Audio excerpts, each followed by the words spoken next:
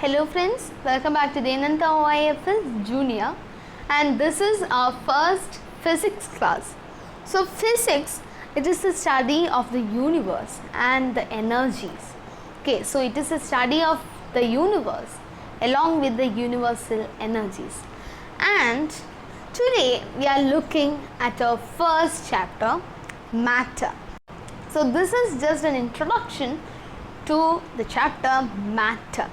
So what is matter? Matter. Matter is anything that has mass and volume. So the properties of matter. They have two main properties. They should have mass and they should have volume. What do you mean by mass? Mass is the amount of matter contained in a body. For example, if you take a bowl and let us say that you put pebbles inside this bowl and it is almost full and you just counted it to be 19 pebbles. Okay, there are 19 pebbles inside this bowl. Okay, so just like that, there is matter inside a body. For example, a book.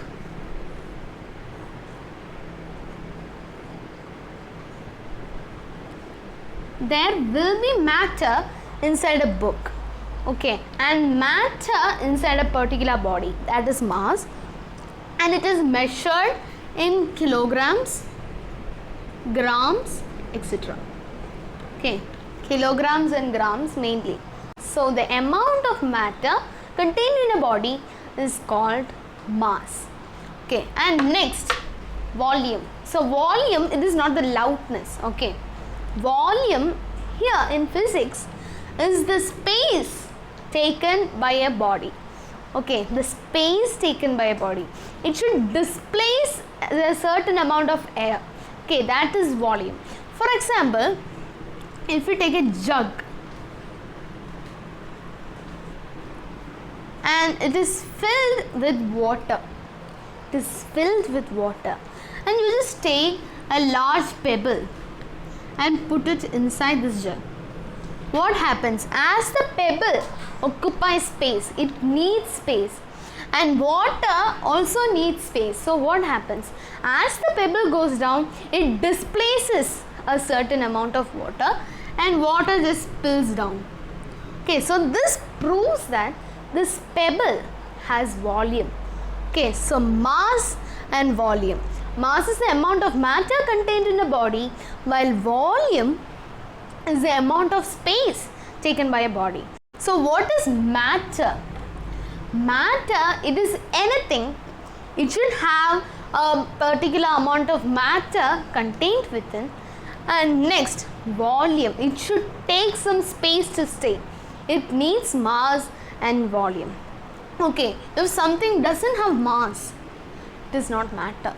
Okay, and if something doesn't have volume, it does not matter.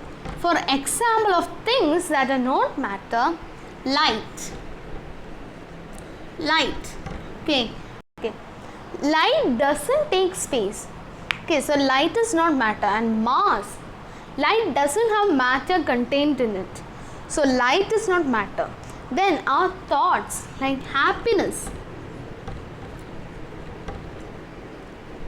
these things, our thoughts doesn't take space, and you cannot say that it contains matter, it has mass. No. So happiness is not matter. Light is also matter. All the emotions and feelings are not matter. Then sound. Okay, we cannot take some sound and say it has mass. No. And we cannot say that sound takes space. Okay, so sound is not matter. Okay, heat does not matter. Okay, heat, it doesn't take space, and we cannot say that it has matter contained in. So heat is not matter. Okay, so sound, light, happiness and heat, they are not matter. Okay, and sound, light and heat, they are energies. Okay, they are energies and are waves. So we will be studying about waves in detail in the next standard. Okay, so this is about matter. Let us look into the composition of matter.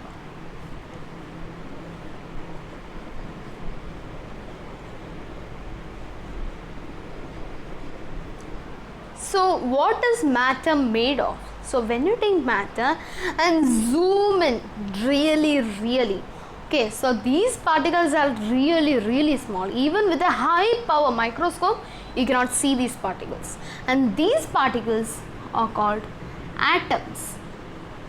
These particles are called atoms. And when atoms join together chemically, for example, this is an atom. And what happens when they are bonded chemically? This happens. They will be joining together like this in the microscopic scale or the atomic scale. And this cannot be broken down. Okay, this cannot be broken down. And this is an atom, and when they join together or bond chemically, they are called molecules. They are called molecules. So when you take hydrogen, for example, hydrogen, this is a single hydrogen atom. But when it combines with oxygen, okay, when it combines with oxygen chemically in the atomic scale, what happens? It changes 2 hydrogen atoms and 1 oxygen atom, and this is water. Okay. So hydrogen is a gas, as all you know. As all of you know, hydrogen is a gas, while water is a liquid.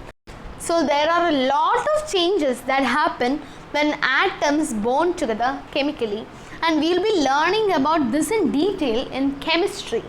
Okay, so this is about atoms and molecules. And matter, it is composed of atoms and molecules. Atoms and molecules. So what if I ask you the definition for the word atom? Atom. An atom is the smallest possible unit of matter. So that is the first one. Smallest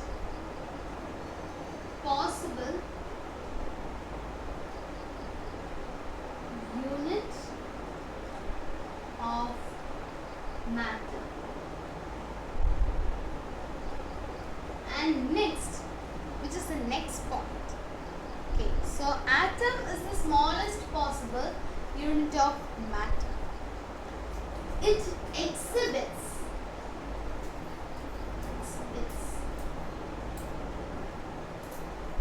all the properties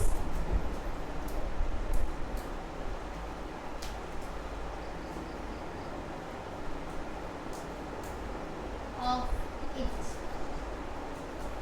It exhibits all the properties of it. And next, it may or may not be capable of independent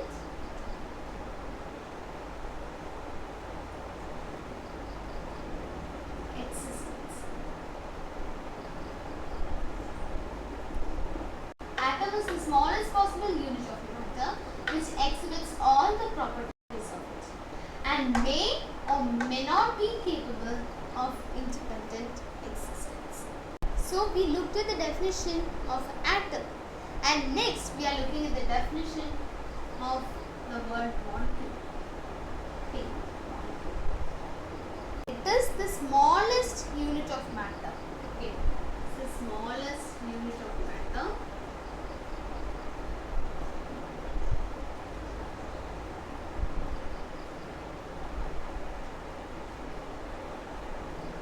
that exhibits all the properties of that kind of matter.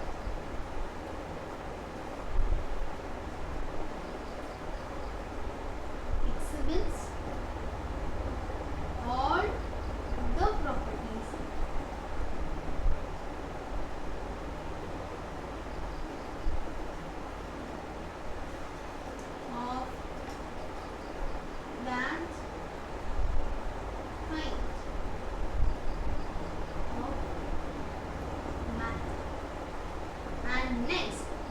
comes the difference.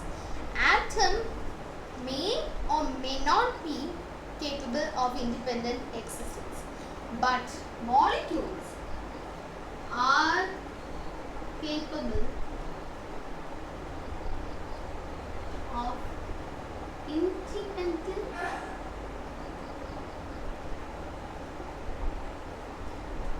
existence.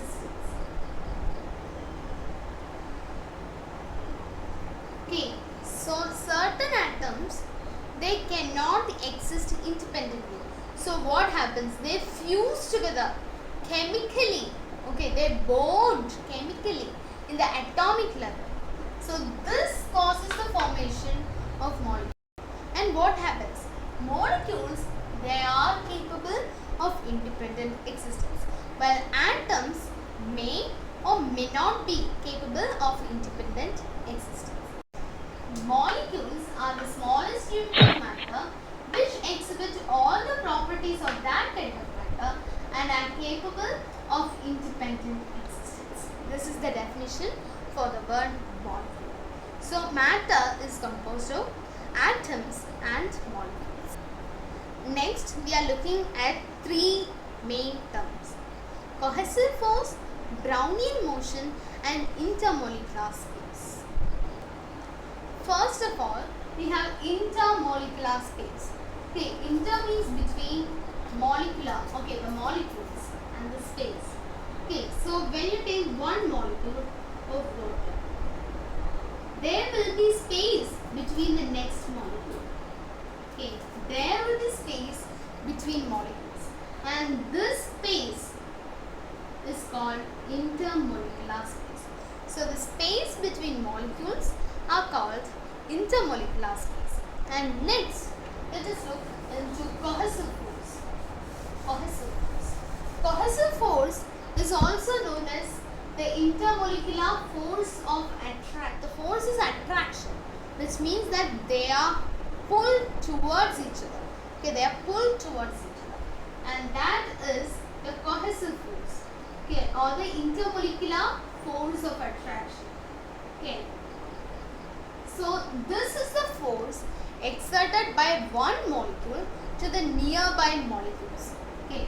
For example, this is a molecule of water and this is another molecule of water. This molecule of water will be pulling this molecule towards it, and this molecule of water will be pulling this molecule towards it. This force is called cohesive force.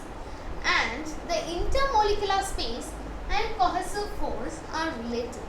Okay, so when the intermolecular space is large intermolecular spaces cause in less cohesive force. Okay, for example, this is a molecule and this is another molecule. Okay, so the intermolecular space is large. So the force of attraction will be less. Okay, so the force of attraction will be less.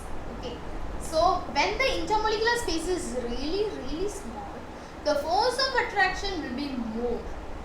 Okay. And next term we have Brownian motion. Brownian motion.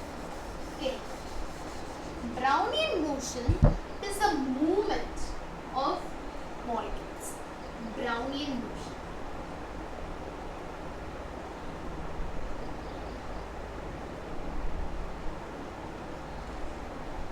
Brownian motion. For example, if you take water, this molecule will be always moving. Okay. So in liquids and gases, I hope you all know about the states of matter. So in liquids and gases, they move really fast, but in solids they will be just vibrating. Okay, so this is the Brownian motion, and one molecule will be moving on this. So just try an experiment. Take a glass, add some water, and then take a dropper, fill it with some ink. Okay, fill it with some ink, release the ink into the water. Okay, and after